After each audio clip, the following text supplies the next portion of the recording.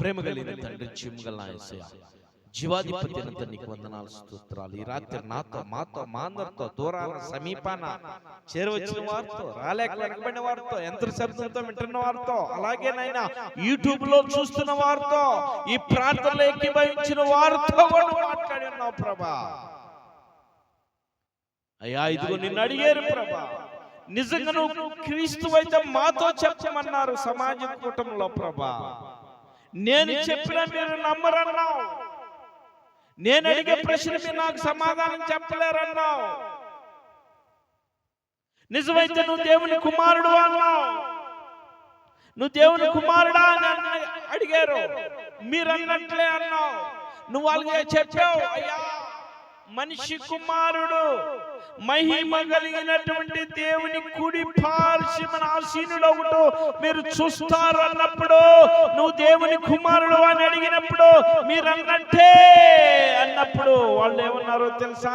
ఇక మనుషులతో పనే ఉంది, సాక్షులతో మన పనే ఉంది. ఈయనంటే ఈయన నోటుగానే, ఈయన నోటి మాటలే మనం విన్నాము.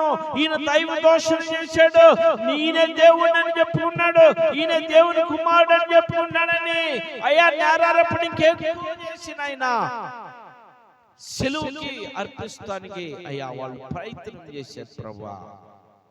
కానీ లేఖనం నెరవేరాలి కనుక ప్రభా, ఆ లేఖనం ఆ రీతిలో నెరవేరటానికి నువ్వు మౌనం దాల్చవయ్యా, సమాధాన పడ్డావయ్యా. వాళ్ళు వ్యతిరేకించిన వ్యతిరేకమంతా కూడా వారిని క్షమించవయ్యా.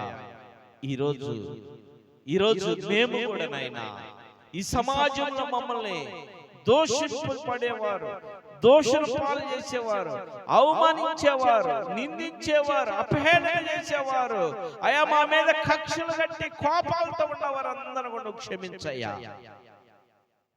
అయ్యా ప్రతి కుటుంబంలో నీ రక్షణ దాయిచ్చే, ప్రతి ఒక్కరికి నీ రక్షణ నాయనా, నిత్య జీవానికి వారసులయ్యా, వారసులు సాయించి నువ్వు మాట్లాడేవయ్యా.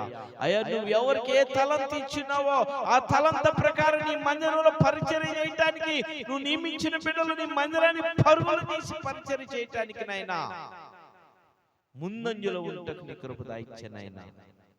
అయ్యా ఒళ్ళు దాచుకుంటూ అయ్యా నీ మొహానికి, నీ మందిరానికి రాకుండా మొహం సాటు వేస్తున్నటువంటి వారు, నువ్వు ఇచ్చిన తలంతలను ఉపయోగించుకోకుండా పారిపోతున్నటువంటి వారిని కూడా క్షమించిన ఆయన. వారు కూడా నీ సన్నిధికి వచ్చిన ఆయన, వారికి ఇచ్చిన తలంతలు ప్రార్థించేవారు, పాటలు పాడేవారు, వాయిద్యాలు ఉంచేవారు, మందిరం శుభ్రం చేసేవారు, అయ్యా ఊడ్చేవారు, పట్లేసేవారు, చాపులు వేసేవారు, మైకి పెట్టేవారు నాయన, మంచినీళ్ళు అందించేవారు, పరిచారకులుగా ఉన్నవారు, వీళ్ళందరూ వారి పనులు వారు చేయటానికి నీ కృప చూపు నాయన.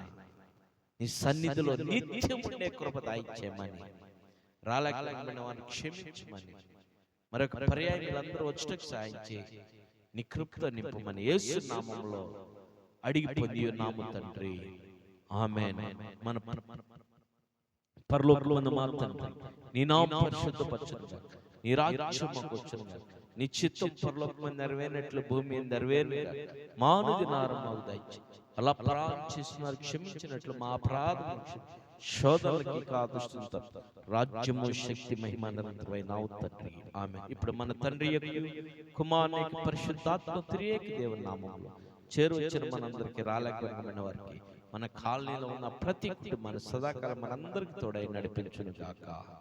ఆమేన్, ఆమేన్, ఆమేన్. రైట్, అందరికి వందనాలు.